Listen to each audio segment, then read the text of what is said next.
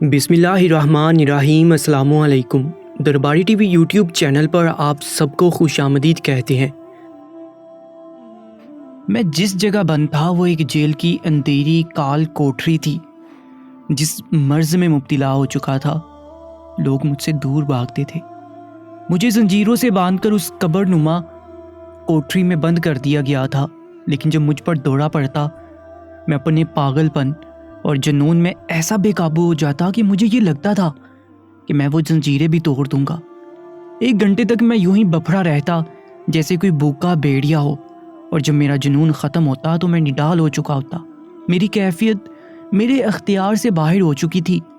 میرے سر کے بال، منہ کی شیو اس قدر بڑھ چکی تھی کہ میں انسان کم اور وحشی درندہ زیادہ لگتا تھا۔ کسی عورت کو اگر میں اپنے سامنے دیکھ لیتا تو میرے اندر جانور بپھر سا جاتا تھا۔ میرا جی چاہتا میں زنجیروں کو توڑ کر اس عورت کو نوچ کھاؤں۔ اگر کہا جائے کہ میری آنکھ میں سور کا بال ہے تو ٹھیک ہی ہوگا۔ میں مانتا ہوں کہ میں ایک برا انسان ہوں، بہت برا۔ میں نے بہت گناہ بھی کیے ہیں کہ مجھے اگر پھانسی کی سزا بھی دی جائے تو کم ہوگی۔ لیکن مجھے پوچھنا یہ ہے، ہم جیسے نوجوان انسان سے وحشی بنتے کیوں ہیں؟ کبھی کسی نے یہ سوچا ہے؟ میں بھی ایک عام سا لڑکا تھا، لیکن جو کچھ میرے ساتھ ایک 35 سالہ عورت نے اپنی ہوس کی خاطر کیا، وہ سن کر شاید آپ کے رونگٹے کھڑے ہو جائیں گے۔ غربت اپنے آپ میں بہت بڑی آزمائش ہے۔ کمبخت پیٹ کو اپنا ایندھن نہ ملے تو انسان کو انسان سے کتا بننے پر بھی مجبور کر دیتا ہے۔ میرا شمار بھی ایسے ہی گھرانے سے ہوتا تھا۔ باپ مزدور تھا، گھر میں ڈھیر سارے بچوں کی لائن لگی تھی۔ ہم روٹیوں کو ایک دوسرے سے چھینا جھپٹی سے لے کر کھاتے تھے، وہ اس لیے سب کو بس ایک ہی روٹی کھانے کو ملتی تھی۔ بھوک زیادہ ہوتی تھی تو دوسروں سے چھیننا پڑتا تھا۔ شکل صورت میں ہم سب بہن بھائی خوبصورت تھے، لیکن تھے بالکل غریب۔ میں سب بہن بھائیوں میں بڑا تھا، اس لیے 13-14 سال کی عمر میں ہی ابا نے مجھے رومال لا کر دیے اور کہنے لگے سڑک کے کنارے کھڑے ہو کر رومال بیچا کرو۔ 14 سال کی عمر میں نے کام شروع کر دیا تھا، لیکن مجھ سے کوئی بھی رومال خریدتا نہ تھا۔ پھر میں نے گاڑیاں صاف کرنی شروع کر دیں۔ اس سے یہ ہوتا کہ لوگ مجھے پیسے دے دیا کرتے تھے۔ میں روز 100 یا 200 لانے لگا تھا، لیکن جیسے ہی گھر آتا اماں میرے ہاتھ سے پیسے چھین لیتی۔ دن بھر گرم دھوپ میں ننگے پاؤں پھٹی پرانی شرٹ پہنے خوشو کونٹوں سے میں لال بتی پر رکنے والی ایک گاڑی کے پاس جاتا تھا۔ ایک سے کہتا کہ صاحب گاڑی صاف کروا لو، 2 دن سے بھوکا ہوں۔ میری منت سماجت خوشو کونٹ دیکھ کر کوئی تو مجھ سے گاڑی کے شیشے صاف کروا لیتا، 10 کا نوٹ ہاتھ میں رکھ دیتا۔ لیکن زیادہ تر لوگ گاڑی صاف کروا کر بنا پیسے دیے ہی آگے بڑھا کر لے جاتے تھے، اور میں گاڑی کو تعصب سے دیکھتا رہ جاتا۔ اتنی مہنگی گاڑیوں میں بیٹھنے والوں کے دل کتنے تنگ ہوتے ہیں۔ ایک 10 کا نوٹ نکالتے ہوئے ان کی جان نکلتی ہے۔ میں فٹ پاتھ پر بیٹھا اپنی انہی سوچوں میں گم تھا کہ ایک گاڑی میرے پاس آ کر کھڑی ہوگی۔ اس میں ایک عورت تھی، اپنی گاڑی کا شیشہ کھول کر مجھے دیکھنے لگی۔ وہ 35 سے اوپر عمر کی لگ رہی تھی، جسامت بھی بڑی سی تھی لیکن رنگت صاف تھی۔ کچھ پہناوا بہت اچھا تھا جو انسان کی شخصیت میں نکھار پیدا کر ہی دیتا ہے۔ وہ مجھے غور سے دیکھنے لگی، پھر کہنے لگی گاڑی صاف کر دو۔ یہ سن کر تو میں چہک سا گیا تھا۔ میں نے جلدی سے کندھے سے رومال اتارا، گاڑی صاف کرنے لگا۔ لیکن مجھے حیرت کا جھٹکا اس وقت لگا کہ جب اس عورت نے پرس سے 500 کا نوٹ نکال کر مجھے دیا۔ میں نے کہا بیگم صاحبہ معاف کرنا، مجھے غریب کے پاس اس نوٹ کا کھلا نہیں ہے۔ وہ کہنے لگی سارے رکھ لو اور کل اسی وقت تمہیں یہیں ملوں گی، میری گاڑی صاف کر دینا۔ میں تو یہ سن کر ایسا خوش ہوا کہ میری خوشی کا کوئی ٹھکانہ ہی نہ تھا۔ میں آج دن میں ہی گھر لوٹ گیا۔ میری والدہ مجھے اتنی جلدی گھر پر دیکھ کر پہلے تو متفکر سی ہوگی، اس لیے مجھ سے کہنے لگی تم اتنی جلدی کیوں آگے؟ میں نے کوئی جواب نہیں دیا۔ میں شادی میرے کی کیفیت میں تھا، خوشی کے مارے میری مسکراہٹ غائب نہیں ہو رہی تھی۔ میں نے جیب سے 500 نکال کر امی کے ہاتھ میں رکھ دیے۔ وہ پیسے دیکھ کر حیرت سے مجھے دیکھنے لگی۔ جو میں نے ساری بات امی کو بتائی تو وہ خوش ہو گئی۔ امی نے اس دن مجھے 3 روٹیاں کھانے کو دی اور 50 کا نوٹ بھی خرچنے کو دیا۔ آج بہت دن بعد پیٹ بھر کر کھانا کھایا تھا۔ میں اتنا خوش تھا میری لاٹری نکل آئی ہو۔ رات بھر خوشی سے نیند نہیں آئی۔ اگلے روز میں خوشی خوشی وہاں پہنچ گیا۔ عجیب بات یہ تھی کہ وہ عورت مجھ سے پہلے وہاں موجود تھی۔ میں نے دوڑ کر روڈ کراس کیا اور اس عورت کی گاڑی تک پہنچا تھا۔ وہ مجھے دیکھ کر کہنے لگی اتنی دیر لگا دی تم نے، کب سے تمہارا انتظار کر رہی ہوں۔ وہ مجھ سے یوں بات کر رہی تھی جیسے مجھے پہلے سے جانتی ہو۔ میں نے جلدی سے اس کی گاڑی کو چمکانا شروع کیا۔ اس نے پرس سے مجھے 500 کے 3 نوٹ نکال کر دیے۔ میری آنکھیں حیرت سے پھٹی کی پھٹی رہ گئی۔ کہنے لگی کل پھر آنا۔ اپنی گاڑی کو اس نے ناپسندیدگی سے دیکھا تھا۔ اس کے ایسے ناگوار تاثر دیکھ کر مجھے یہ تو محسوس ہو گیا تھا کہ اسے میرے کام سے دلچسپی بالکل نہیں ہے، کیونکہ اس کے چہرے پر ایسا کوئی تاثر نہیں تھا۔ شاید وہ میری مالی مدد کر رہی تھی، بس یہی ایک وجہ مجھے سمجھ آئی تھی۔ لیکن پیسے دیتے ہوئے اس کا انداز بڑا نخوت سے بڑھا ہوا تھا۔ دکھنے میں وہ رحم دل خاتون نہیں لگ رہی تھی۔ میں نے اس کے بارے میں زیادہ نہیں سوچا اور پیسے لے جا کر اماں کو دے دیے۔ اماں بھی یہی سوچ رہی تھی کہ بڑی ہمدرد عورت ہے، ہم جیسوں کا مفت میں بھلا کر جاتی ہے، لیکن ہم غریبوں کی بہت بڑی خوش فہمی ہوتی ہے۔ یہ امیر لوگ تو بڑے ہی مطلبی ہوتے ہیں۔ اگلے روز جب وہ آئی تو مجھ سے کہنے لگی میرے لیے کام کرو گے؟ بہت پیسے دوں گی۔ میں کچھ سوچ میں پڑ گیا۔ مجھے عورتوں والے کام تو آتے ہی نہیں تھے، بھلا میں اس کی کس کام کا تھا؟ جھاڑو پوچھا، گھر کی صاف صفائی میں بھلا یہ کام کیسے کر سکتا تھا؟ وہ مجھے پریشان دیکھ کر وجہ پوچھنے لگی۔ میں نے کہا بیگم صاحبہ مجھے یہ صاف صفائی کرنی نہیں آتی۔ وہ میری بات سن کر ہنسنے لگی، کہنے لگی یہ کام نہیں کرواؤں گی۔ میں نے کہا ٹھیک ہے، میں اپنی امی سے پوچھ کر بتاؤں گا۔ وہ کہنے لگی میری گاڑی میں بیٹھو، میں تمہیں تمہارے گھر چھوڑ دیتی ہوں، تمہاری ماں سے بات بھی کر لوں گی۔ میں اس کی گاڑی میں بیٹھ گیا۔ وہ مجھے میرے گھر لے گئی، میری والدہ سے بات بھی کر لی اور پرس سے 30,000 نکال کر دیے۔ اتنے پیسے تو ہم نے کبھی دیکھے ہی نہ تھے۔ میری والدہ خوش ہو گئی۔ عورت کہنے لگی اب یہ میرے گھر رہا کرے گا، کل میں تمہارے گھر مہینے بھر کا راشن بھی بھجوا دوں گی۔ اس عورت کی مہربانی سن کر میری والدہ تو اس پر نہال سی ہونے لگی، کہنے لگی آپ بہت اچھی خاتون ہیں، بس میرے بیٹے کو نوکری سے مت نکالیے گا۔ میری وجہ سے میرے باقی بہن بھائی پیٹ بڑھ کے کھا سکتے تھے، لیکن نہ میری ماں نے یہ پوچھا کہ وہ عورت مجھ سے کام کیا کروائے گی، نہ ہی میں نے اس بات پر توجہ دی۔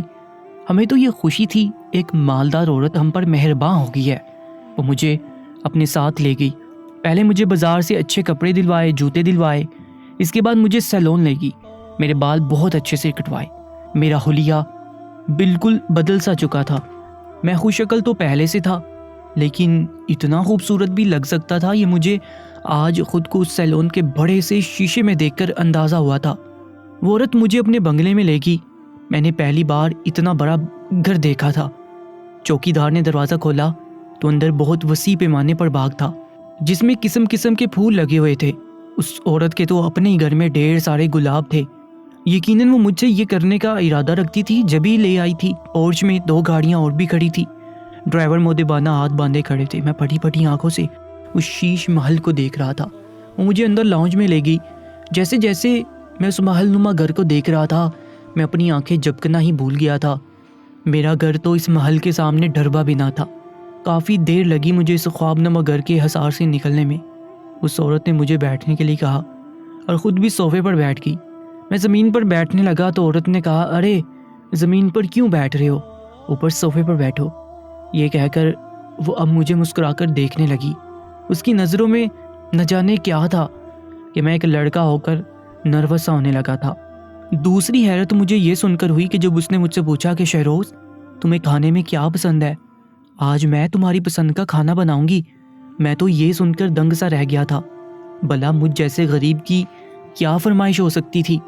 میں نے کہا جو بھی مل جائے بیگم صاحبہ کھا لوں گا۔ میری بات سن کر اس عورت نے اپنی ملازمہ کو بلایا اور 3-4 ڈشز کا آرڈر دیا۔ میں خاموش بیٹھا تھا کہ وہ مجھ سے کام کا ذکر کرے گی، لیکن جب وہ کچھ نہ بولی تو میں نے ہی پوچھ لیا کہ بیگم صاحبہ مجھے کیا کام کرنا ہوگا۔ میری بات سن کر وہ کہنے لگی وہ بھی بتا دوں گی، پہلے کھاؤ پیو عیش کرو۔ اس عورت نے مجھے ڈائننگ ٹیبل پر بٹھا کر کھانا کھلایا۔ پہلی بار میری زبان نے بریانی قورمہ کا ذائقہ چکھا تھا۔ پھر وہ مجھے ایک کمرے میں لے گئی، کہنے لگی یہ تمہارا کمرہ ہے۔ اتنا بڑا اور کشادہ کمرہ جو نئے طرز کے فرنیچر سے آراستہ تھا، وہ کمرہ میرا کیسے ہو سکتا تھا؟ مجھے تو لگا تھا کہ مجھے رہنے کے لیے ایک کوارٹر دیا جائے گا۔ میں نے کہا نہیں بیگم صاحبہ میری یہ اوقات نہیں ہے، آپ مجھے کوارٹر میں ہی بھجوا دیں۔ میری بات سن کر اس نے مجھے سر سے پیر تک بڑے غور سے دیکھا، پھر کہنے لگی تمہیں اپنی اوقات کا اندازہ ہی کہاں ہے، تم یہیں اسی کمرے میں رہو گے۔ یہ کہہ کر وہ کمرے سے باہر نکل گئی۔ میں حیرت سے 2-4 تھا کہ یہ مجھ پر اتنی مہربان کیوں ہو رہی ہے۔ پھر خیال آیا کہ اس گھر میں یہ اکیلی رہتی ہے، شاید اس کی کوئی اولاد نہیں ہے، اس لیے مجھے نئی کپڑے بھی دلائے اور کھانا بھی مزے کا کھلایا، شاید اپنی اولاد کی کمی پوری کرنا چاہتی ہے۔ لیکن یہ میری غلط فہمی تھی، یہ راز بھی بہت دیر تک راز نہیں رہا تھا۔ چند دن یوں ہی گزر گئے، میں بس مزے کے کھانے کھاتا، نئے سے نئے کپڑے اس عورت کی فرمائش پر پہنتا۔ چند دن میں ہی مجھے ملازمین سے یہ معلوم ہو چکا تھا کہ اس عورت کی کوئی اولاد نہیں ہے، میاں وفات پا چکا تھا، اس لیے وہ یہاں اکیلی رہتی ہے۔ چند دن بعد ہی مجھ پر ایک قیامت سی ٹوٹ پڑی تھی۔ جب رات کو میں سو رہا تھا، مجھے محسوس ہوا کہ کوئی مجھے اپنے خسار میں لے رہا ہے۔ میرے چہرے پر کسی کا ہاتھ محسوس ہوا، جیسے کوئی اپنی انگلیوں کی پوروں سے میرے چہرے کے نقوش کو چھو رہا ہو۔ میں ہڑبڑا کر اٹھ بیٹھا۔ کمرے میں اندھیرا تھا، گپ اندھیرا، لیکن مجھے یہ واضح نظر آ رہا تھا کہ میرے بیڈ پر میرے علاوہ بھی کوئی ہے۔ کون ہے؟ میں تو یکدم ڈر سا گیا تھا، خوف کے مارے میری آواز نہیں نکل رہی تھی، جب اچانک سے لیمپ کی روشنی سے میں نے اپنے برابر لیٹے اس عورت کو دیکھا۔ میں تو حیران و پریشان سا رہ گیا، وہ اس وقت میرے کمرے میں کیوں تھی؟ وہ اس وقت بال کھولے اپنے آرام دہ لباس میں ملبوس تھی، جو اسے چھپانے کے لیے ناکافی تھا۔ میں نے فوراً سے نظریں جگا لی اور بیڈ سے نیچے اتر گیا۔ کہنے لگی، کیا بات ہے، اٹھ کیوں گے؟ آؤ میرے پاس۔ اس کی بات سن کر تو میرے ہوش سے اڑنے لگے تھے۔ میں اس کے بیٹے کی عمر کا تھا اور وہ مجھ سے کیا کہہ رہی تھی۔ میں نے کہا، آپ اس وقت یہاں کیوں آئی ہیں؟ میرا پورا وجود کپ کپا رہا تھا۔ میں 14-15 سال کا تھا اور آج تک کسی غیر عورت کو چھوا تک نہ تھا۔ میری آواز بھی کپ کپا سی رہی تھی۔ وہ ہنسنے لگی تھی، کہنے لگی، تمہیں اسی کام کے لیے تو لائی ہوں تاکہ تم میرا دل بہلاؤ۔ مجھے تم دکھنے میں اچھے لگے ہو، کافی دن سے میں تمہیں سڑک پر گاڑیاں صاف کرتے دیکھ رہی تھی، بس مجھے تم اچھے لگے۔ اب آؤ میرے پاس، میں اور انتظار نہیں کر سکتی۔ اس عورت کی باتیں اور بے تابیاں دیکھ کر میرے ہوش اڑنے لگے تھے۔ میں نے انکار کر دیا تو وہ بپھڑ سی گئی، کہنے لگی، تم پر میں نے اپنا بہت پیسہ خرچ کیا ہے، اس لیے نہیں کہ تم میرا دل بھی خوش نہ کرو۔ یہ کہہ کر اس نے میرا ہاتھ کھینچ کر مجھے اپنے قریب کر لیا۔ وہ ایک بڑی جسامت کی طاقتور عورت تھی جو مجھے گناہ کے لیے لائی تھی۔ رات بھر وہ مجھ سے اپنے پیسے وصول کر چکی تھی۔ میں غریب سا لڑکا، بھوک اور افلاس کا مارا، بہت اچھی صحت کا مالک تو تھا نہیں۔ میں نے حوض شدہ مردوں کے بارے میں تو سنا تھا، دیکھا بھی تھا، لیکن رات جس عورت سے میرا پالا پڑا تھا اس میں اور ایک حوض شدہ مرد میں کوئی فرق نہ تھا۔ مجھے اس عورت سے خوف سا محسوس ہونے لگا تھا۔ وہ دن بھر مجھے للچائی نظروں سے دیکھتی تھی، کہتی مجھے کم عمر نوجوان لڑکے اچھے لگتے ہیں، ان کی قربت مجھے پسند ہے۔ مجھے اس عورت سے گھن سی آنے لگی تھی۔ میں نے صبح ہوتے ہی واپس کی ضد شروع کر دی۔ میں نے کہا، مجھے یہاں سے واپس جانا ہے، میں یہاں نہیں رہنا چاہتا۔ وہ کہنے لگی، میں تمہیں مالا مال کر دوں گی، لیکن تم بس میری خواہش پوری کرتے رہو۔ مجھے تمہاری سنگت بہت اچھی لگتی ہے، لیکن میں نہیں مانا، یہ گناہ تھا۔ وہ بیوہ تھی اور میری ماں کے برابر عمر کی تھی، میں اس کے لیے ایسے جذبات نہیں رکھ سکتا تھا۔ میرے انکار کو وہ خاطر میں نہیں لائی تھی۔ مجھے کمرے میں بند کر دیا۔ میں نے اس کی ہاتھ جوڑ کر منت کی کہ وہ میرے ساتھ ایسا کوئی گناہ نہ کرے۔ میں بے بس اور لاچار تھا، میرے آنسو اس پر اثر نہیں کرتے تھے۔ وہ مجھے کسی بھوکے شکاری کی طرح سے دیکھتی تھی، مجھ سے اپنی خواہش پوری کرتی تھی۔ میں جب احتجاج کرنے لگا تو وہ مجھے 2 دن بھوکا رکھتی، کھانا اس شرط پر دیتی کہ میں اس کی ہر غلط بات مانوں۔ مجھے وہ کمرے میں ہر وقت بند رکھتی تھی۔ میں بہت دروازہ پیٹتا تھا کہ مجھے یہاں سے جانے دو، لیکن میری پکار سننے والا کوئی نہ تھا۔ ایک ملازم کھانا میرے کمرے میں رکھ کر چلا جاتا۔ میں نے اسے بہت کہا، مجھے یہاں سے باہر نکال دے۔ میں ایک لڑکا ہو کر اپنی عزت کو بچانے کی کوشش کر رہا تھا، لیکن ناکام تھا۔ اب اس عورت نے یہ طریقہ اپنایا تھا کہ میرے کھانے میں ہلکا سا نشہ ڈالنے لگی تھی۔ کھانا کھاتے ہی کچھ دیر بعد ہی مجھے نیند آنے لگی۔ میں سو گیا۔ رات کو غنودگی میں ہی تھا، لیکن مجھے محسوس ہو رہا تھا کہ کوئی میرے ساتھ نہ زیبا سی حرکت کر رہا ہے۔ اب اس عورت نے یہی طریقہ پکڑ لیا تھا۔ مجھے نہ جانے کون سی دوائیاں کھلاتی تھی جس سے مجھے بھوک بہت لگتی۔ میرا جسم دنوں میں بڑھنے لگا تھا، میری جنسی خواہش بھی بڑھنے لگی تھی۔ شاید وہ مجھے ایسی ادویات دودھ میں ملا کر دیتی تھی جس سے میں بے قابو سا ہونے لگتا تھا۔ اب میرے اندر خود اس گناہ کی طلب بڑھ رہی تھی۔ میں نے ایک دن اس عورت سے کہا کہ وہ مجھ سے نکاح کر لے۔ مجھے اپنے اندر گناہ کا احساس ہوتا ہے تو مجھے بہت برا لگتا ہے۔ میری بات سن کر وہ فوراً سے مان گئی۔ 2 سال تک میں ایک بھرپور مرد کی طرح سے دکھنے لگا تھا۔ وہ عورت میری محبت میں مبتلا ہو چکی تھی، یا یوں کہیں کہ میری عادی ہو چکی تھی۔ میں آہستہ آہستہ اس کی ہر چیز اپنے نام کروانی شروع کر لی۔ اس حوض شدہ عورت کی بھوک جوان مرد تھے اور میں اس کی ضرورت کو پورا کر دیتا تھا۔ اس کے بدلے میں اس سے جو مانگتا وہ مجھے لے دیتی۔ آہستہ آہستہ مجھ پر یہ راز کھلا کہ اس کا شوہر اس سے 30 سال بڑا تھا۔ جب اس کی شادی اس شخص سے ہوئی تھی وہ 17 سال کی تھی اور وہ شخص 50 کے لگ بھگ تھا۔ وجہ اس شادی کی وہی تھی کہ وہ ایک غریب لڑکی تھی۔ ماں باپ نے امیر دیکھ کر شادی کر دی۔ اس عورت کی شروع سے یہ خواہش تھی کہ اس کا شوہر اس کی عمر کا نوجوان ہوتا، لیکن وہ شخص کافی عمر کا تھا۔ وہ عورت اپنے شوہر کو شروع سے ہی ناپسند کرتی تھی۔ جب بھی وہ اس کے ساتھ کسی پارٹی میں جاتی اس کی نظریں جوان مردوں کے تعاقب کرتی رہی اور وہ حسرت سے آہیں بھرتی رہتی۔ اس کا شوہر چند ماہ پہلے ہی وفات پا چکا تھا۔ ساری عمر اس عورت نے حسرت میں گزاری تھی۔ اب جب آزاد ہوئی تو اس کی نظر مجھ پر پڑ گئی۔ میں خوش شکل تھا، اچھا پہن اوڑھ کر غریب نہیں لگتا تھا، اس لیے وہ مجھے اپنی خواہش کی خاطر لے آئی تھی۔ چند سالوں میں ہی میں نے اس کی ہر چیز اپنے قبضے میں کر لی تھی۔ اب وہ بوڑھی ہونے لگی تھی، کچھ بیمار سی بھی رہنے لگی تھی۔ میری شادی کو 10 سال گزر چکے تھے۔ میں اب 27 سال کا نوجوان تھا۔ اب جب میں کسی بھی پارٹی میں اس کے ساتھ جاتا تو میری نظریں کم عمر حسیناؤں کے گرد طواف کرتی رہتی۔ میری عمر میں وہی پیاس جاگنے لگی تھی جو میری بیوی کی آنکھوں میں کبھی مجھے دیکھ کر جاگی تھی۔ ایک کم عمر لڑکی کی قربت کا میں متمنی ہونے لگا تھا۔ مجھے اب اپنی بوڑھی بیوی سے کوئی لگاؤ نہ تھا سوائے اس کے کہ وہ مالدار تھی۔ شاید یہ اس عورت کا مکافات عمل تھا۔ اس نے اپنے شوہر سے وفا نہیں کی تھی، اسے محبت نہیں دی تھی، بس پیسوں کی چمک دیکھ کر اس کی ضرورت پوری کرتی رہی تھی، لیکن مجھے ٹوٹ کر چاہتی تھی۔ میری محبت میں اپنا سب کچھ مجھے دے چکی تھی، لیکن میں بھی اس کی خواہش ہی پوری کرتا تھا۔ میرے دل میں بھی اس کے لیے محبت ردی برابر بھی نہیں تھی۔ کل وہ اپنے شوہر کے مرنے کی آرزو کرتی تھی، آج میں اس بیمار عورت کے مر جانے کا انتظار کر رہا تھا، لیکن کمبخت مرتی نہ تھی۔ میں اب حسین اور کم عمر لڑکیوں کے ساتھ اپنی خواہش پوری کرنے لگا۔ میں انجیکشن کا عادی ہو چکا تھا۔ جب وہ مجھے لگاتی تھی میرے اندر کی جنسی خواہش کم ہونے کی بجائے بڑھنے لگی تھی۔ میرا جنون اتنا بڑھ چکا تھا کہ میں لڑکیوں کو دیکھ کر وحشی جانور سا بن جاتا۔ میری بیوی میری اسی جنونیت کے ہاتھوں مر چکی تھی جس کا وہ مجھے عادی بنا چکی تھی۔ میرا وجود ان انجیکشن کا عادی ہو چکا تھا۔ میرے اندر کا جانور دیکھ کر کوئی بھی لڑکی مجھ سے شادی کے لیے تیار نہیں ہوتی تھی، اس لیے اب میں نے کم عمر 13-14 سال کی لڑکیوں کو اپنی ہوس کا نشانہ بنانا شروع کر دیا۔ بہت سی بچیاں میری جنونیت کا نشانہ بن کر مر چکی تھیں، جنہیں بعد میں کچرے دان میں پھنکوا دیتا یا پھر کسی نہر میں۔ میں شراب پینے لگا تھا، گناہ کرتا تھا، لیکن ایک بار رات کے وقت میں گاڑی سڑکوں پر دوڑا رہا تھا جب ایک بے بس لڑکی نے مجھ سے لفٹ مانگی۔ میں نے اسے فوراً سے لفٹ دی، لیکن گاڑی ایک سنسان جگہ پہ کھڑی کر دی اور اسے زیادتی کا نشانہ بنانا چاہا، لیکن میری قسمت کہ وہ ایک پولیس آفیسر تھی، تب سے میرے خلاف ثبوت اکٹھے کر رہی تھی۔ کچھ ہی دیر میں پولیس کی گاڑی وہاں پہنچ گئی۔ پہلے مجھے جیل میں بند کر دیا گیا، لیکن جب مجھے انجیکشن کی طلب ہونے لگی اور مجھے انجیکشن نہ ملتا اور نہ ہی لڑکی تو میں پاگل ہونے لگتا۔ ایک بار میں نے اپنی ساتھی قیدی کے ساتھ ہی گناہ کرنا چاہا۔